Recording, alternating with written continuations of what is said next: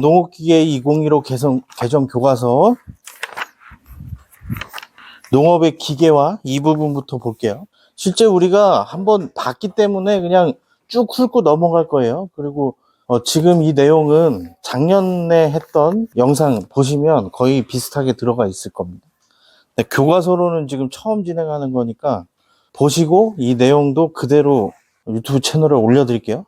혹시 질문이 있으면 다 진행한 다음에 끝나고 얘기를 하세요. 요거만 이제 딱 잘라서 올리고 질문은 나중에 할 테니까. 아시겠죠? 지금 이 녹화하고 있는 내용은 나중에 혼자 리뷰하실 때 보시면 돼요. 알겠죠? 네, 그러면 이제 10페이지부터 농업기계 종류와 특징 살펴보도록 하겠습니다. 농업기계 종류가 나와 있는데 넓은 의미의 농업기계 그리고 좁은 의미의 농업기계를 이야기를 하고 있어요. 근데 이 중에서 구분을 하셔야 될 것이 있는데 동력원에 대한 개념이 있죠. 동력원 그리고 작업기에 대한 개념이 있어요. 그죠? 교과서에 동력원 찾아보면 위에서부터 5번째, 6번째 줄 찾았나요? 네. 농업기계 중에서 동력을 공급하는 기계는 동력원이라고 해요. 이건 괄호 넣기로도 자주 등장을 합니다. 그다음 동력원에 장착되거나 끌려가면서 작업하는 게 작업기. 그죠? 그래서 보통 트랙터, 관리기, 경운기는 동력원에 속하고 그 외에 작업기들 있잖아요. 로터리라든가 쟁기라든가 트레일러라든가 이런 것들 뭐 비닐 피복기 이런 거 다 작업기에 속합니다. 그런데 트랙터, 경운기, 관리기 또 뭐 작업기 요거 외에 다른 것들이 있어요. 콤바인, 이항기, 이식기 이런 거는 뭐라고 부를까요? 밑에서부터 2번째 줄에 보면 뭐가 있어요? 전용기라고 있어요.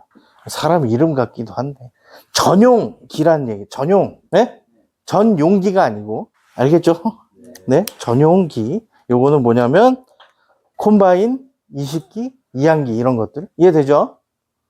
이해되죠? 자, 10페이지에서의 포인트는 지금 이야기한 요 3가지의 개념을 정확하게 알아두시고 그 개념에 따라서 얘가 어떤 것들이 있는지를 체크해 두시면 돼요. 10페이지는 그게 다예요. 이해되죠? 예, 다음 11페이지. 여기에서는 작업 분류에 따른 농업기계, 작업별 분류, 또 농업기계 종류가 나와 있어요. 그죠? 그죠? 네, 딱 봐도 시험 문제 잘 나오게 생겼잖아. 그지? 네? 그래서 한번 훑고 넘어가겠습니다.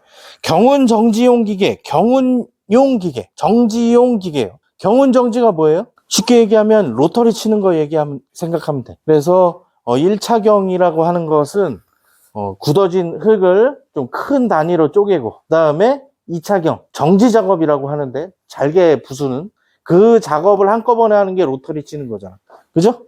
그렇게 보시면 되겠습니다. 그래서 여기 종류가 나와 있는데 쟁기, 로터리, 플라우, 회로, 구글기, 두둑, 성형기 이런 것들이 경운 정지용 기계에 속한다. 다음 중경 관리용 기계 요거는 한 번씩 읽어보시면 되겠고 파종, 이식용 기계. 파종이 뭐예요?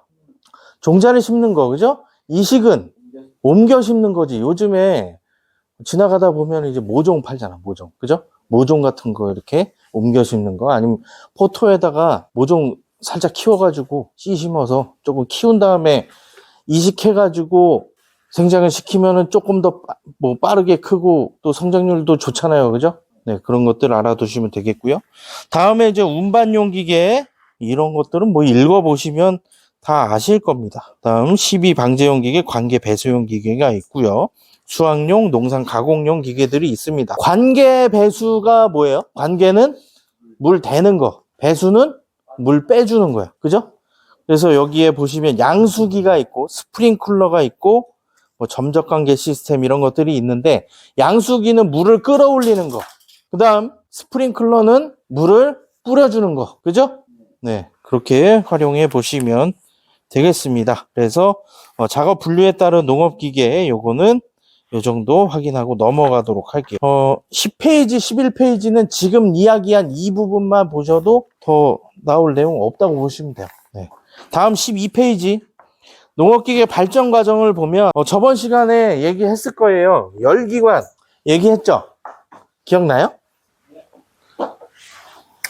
열기관에 크게 2 종류가 있어요. 외연기관, 그죠? 그 외연기관하고 내연기관이 있죠. 외연기관의 대표적인 게 증기기관이야. 그죠? 증기기관은 어떤 원리로 동력을 만들어내요? 뭔가를 떼어서 가서 요거 네 번째 줄 한번 보세요. 12페이지 네 번째 줄. 화석 연료를 이용해서 동력을 얻어내는 발명품이라고 되어 있죠.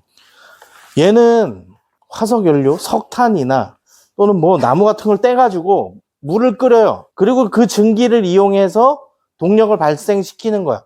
굉장히 무겁고 위험하고 느리기도 하고 그러겠죠. 그지? 이게 마차 대신 만들었다니까. 그리고 내가 그림 그려서 보여준 것도 있어요. 뭐냐면 석탄 떼고 할 때 그 연기, 열 다 어디로 가요? 뒤에 타고 있는 사람들한테 간다고. 일단 호흡기 질환자가 많이 생길 수 있고요. 그죠? 환경 파괴가 많이 될 수 있겠죠. 효율도 굉장히 낮아. 그런데 내연기관이 만들어지면서 지금 증기기관은 거의 사용이 되지 않죠. 농업기계의 내연기관은 가솔린 기관하고 디젤 기관 두 가지로 나눠집니다. 뭐 물론 이제 뭐 LPG를 쓰기도 하고 뭐 등유를 떼기도 하고 그런 것들도 있는데 그거는 이제 조금 제껴두고 두 가지만 볼게요. 가솔린 기관의 연료 뭐예요? 휘발유. 디젤 기관의 연료는 경유란 말이에요. 그런데 요거 저번에도 얘기했죠. 경유를 사용하려고 가솔린 기관을 만들었다. 뭐 틀린 얘기지 이런 거. 그죠? 자, 디젤 기관을 만들어 놓고 경유를 써야지 이렇게 만든 게 아니라 경유의 특징을 이용해서 디젤 기관을 만든 거예요. 또 휘발유의 특징을 이용해서 가솔린 기관을 만들었다. 그러면 휘발유는 어떤 특징을 가지고 있어요? 여기에서 어떤 특징을 알아두어야 한다 그랬지? 인화점을 알아둬야 된다 그랬죠. 불꽃을 가까이 했을 때 불이 붙는 최저 온도가 인화점이에요. 그리고 디젤 기관 같은 경우는 발화점을 알아두어야 된다 그랬죠. 고온 고압으로 압축을 한 다음에 발화가 된다고 얘가. 근데 공기만 주입하고 발화를 시켜 그렇게 해서 연소를 시키는 방법을 사용을 하는데 발화점을 알아두어야 된다 그랬죠. 그래서 경유를 사용한다 그랬고 고온 고압으로 압축을 한다 그랬고요. 그죠? 얘 같은 경우는 불꽃을 튀겨준다 그랬어. 그래서 필요한 게 뭐예요? 점화 플러그. 그죠? 네. 아까 살짝 얘기했던 그 LPG 기관 같은 경우는 뭐냐면 가솔린 기관에서 몇 개의 포인트만 LPG로 바꿔준 거야. 그래서 거의 유사해요. 점화 플러그를 쓰는 것도 똑같아요. 그래서 가솔린 기관 같은 경우는 LPG 기관으로 개조해서 쓰는 차들도 많이 있잖아요. 네. 살짝 그건 뒷얘기고 하여튼 가솔린 기관하고 디젤 기관 여기 큰 차이점 알아두시면 됩니다. 요거는 휘발유 이렇게 알아두시면 되고 공통적으로 알아두어야 될 것들에 대해서는 차차 얘기를 할게요. 그래서 여기에서는 12페이지는 요 정도만 파악하시면 돼요. 다른 내용들도 있는데 한 번씩 읽어보시면 다 이해가 가는 내용들이고 가솔린 기관하고 디젤 기관의 큰 차이점 열기관의 분류 요 정도만 파악을 하시면 됩니다. 12페이지는 알겠죠?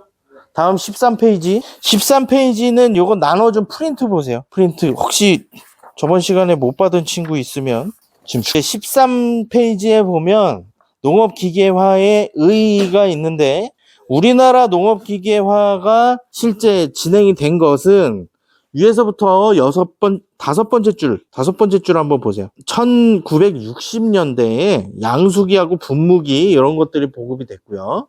그다음 70년대부터 동력 경운기, 80년대부터 트랙터, 이항기, 바인더, 콤바인 이런 것들이 보급이 되었다.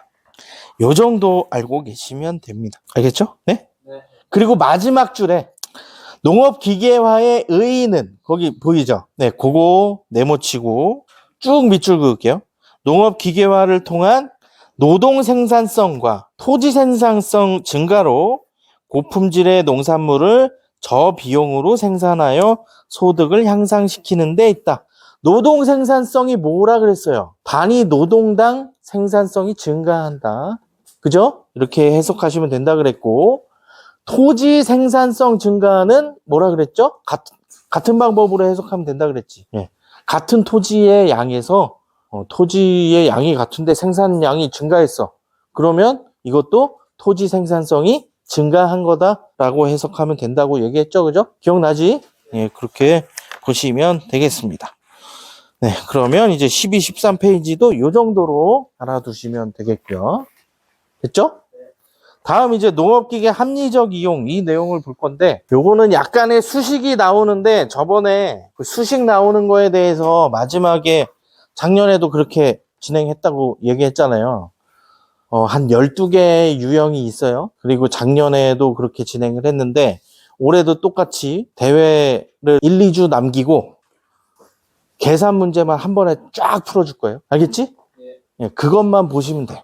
작년에도 계산 문제 한 번에 쭉 풀고 한 4개인가 5개인가 나왔는데 하여튼 그대로 숫자만 바뀌고 나왔어요. 그래서 그렇게 뭐 준비하셔도 계산 문제 크게 어려운 거 아니에요. 알겠지? 그러니까 공부를 할 때 지금 나오는 14, 15페이지에 있는 계산 문제 조금 까다로워. 그러면 한번 그냥 이렇게 뭐 연습장 같은 데다 한번 그냥 써보고 넘어갔다가 나중에 대회 직전에 보시고 외우는 거 위주로 보세요. 알겠지? 예, 그게 공부하는 방법이에요. 빨리 외울 수 있는 거 외우고. 그 다음 공부할 때 한 가지 좀 신경을 써야 될 게, 이거는 보니까 내가 잘 알고 있는 것 같아. 잘 알고 있는 거는 계속 안 봐도 돼요. 나중에 봐도 돼. 알겠지? 모르는 걸 보셔야 돼요. 내가 모르는 걸 찾아가지고 모르는 걸 공부를 해야 같은 시간을 투자를 해도 성적이 오르지. 그게 아니고 내가 알고 있는 것만 계속 보면 전혀 성적은 안 올라요. 뭔 얘기인지 알겠죠? 우리는 대회를 준비하는 거야. 알겠어요? 중간중간에 이런 얘기도 할 건데 자격증 시험 준비하는 거랑 대회 준비하는 거랑 공부하는 패턴은 조금 달라도 돼요. 자격증 시험은 뭐 100점 중에 60점만 맞아도 통과가 되고 이러잖아요. 그러면 그거는 그냥 기본만 해도 돼. 딱 외우라는 것만 딱 외워도 되는데 이런 시험은, 이런 대회는 계산 문제 같은 거, 변별력이 필요한 것들은 다 이런 걸로 출제를 한다고요. 그래서 계산 문제를 나중에 한꺼번에 쫙 알려주면 그대로 보시면 된다. 이 얘기예요. 뭔 얘기인지 알겠지? 예, 그렇게 보시면 됩니다. 그리고 프린트 내줬던 거 이따가 가지고 올 수 있으면 다 가지고 오시고. 알겠죠? 여기 작업 능률에 대한 수식이 나와요. C는 10분의 1. 요거 어떻게 읽는다 그랬어? 기억나요? 입실론이에요. 입실론 F. 그 다음에 S, W. 이렇게 돼 있죠? 그치? C가 뭐야? 작업 능률이지. 는 10분의 1. 요거는 뭐예요? F.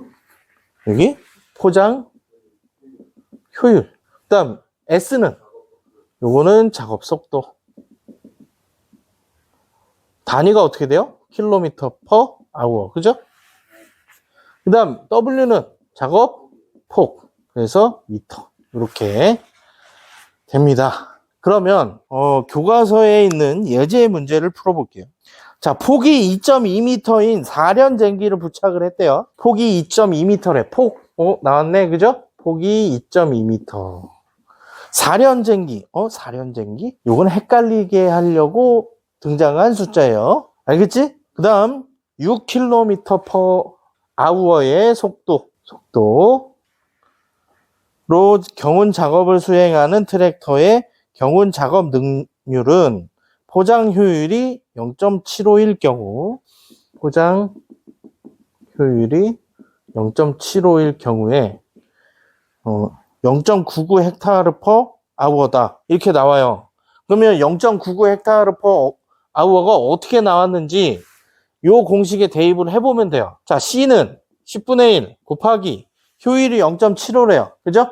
그러면 100분의 75. 됐죠? 다음 작업 속도 어떻게 돼요? 6. 그죠? 다음 작업 폭은 2.2니까 10분의 22. 이렇게 되죠? 자, 이걸 계산을 해보시면 요거 4분의 3 되고요. 약분 되잖아. 그죠? 예. 자, 2로 3, 2 되고요. 그지? 다음 또 2로 11 이렇게 되죠. 그러면 100분의 3 곱하기 3 곱하기 11이니까 99가 되고 요거는 0.99 헥타르 퍼 아워 이렇게 된다. 단위를 꼭 기억을 하셔야 돼요. 단위를. 연습 문제 중에 이 단위를 뭐 센티미터로 바꿔놓는다든가 아니면 아우어가 아니고 미닛으로 해놓는다든가 이런 것들이 있었어요. 그죠? 그 풀어봤었지? 네, 그렇게 보시면 됩니다. 그래서 이렇게 풀어보시면 돼요. 14페이지에 있는 내용. 그 다음에 15페이지에 있는 내용은 부담 면적과 관련된 내용인데 부담 면적에 대한 공식도 잘 정리를 해보면 A는 10분의 1 곱하기 여기 써있는 대로 그대로 쓸게요. F, U, D 그 다음에 S, W, U, D 이렇게 된다 그랬지.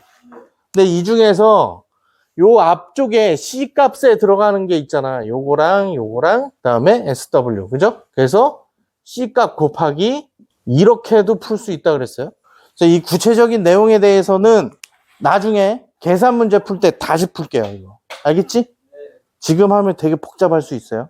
복잡하다고 느껴질 수 있으니까 요 정도만 알아두시면 돼요. 15페이지에 10분의 1 하고 나와 있는 이 수식 옆에다가 요거 적어 놓으세요. 요거 적으세요. 요거 알겠죠?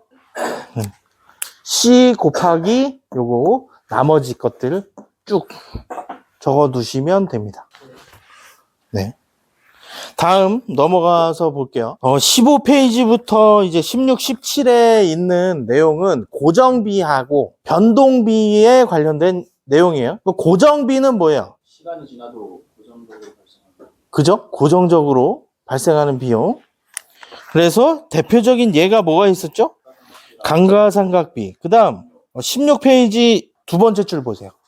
16페이지 두 번째 줄 감가상각비 그리고 기계 구입비에 대한 이자, 보험료, 보관 창고비. 요거는 뭐라고요?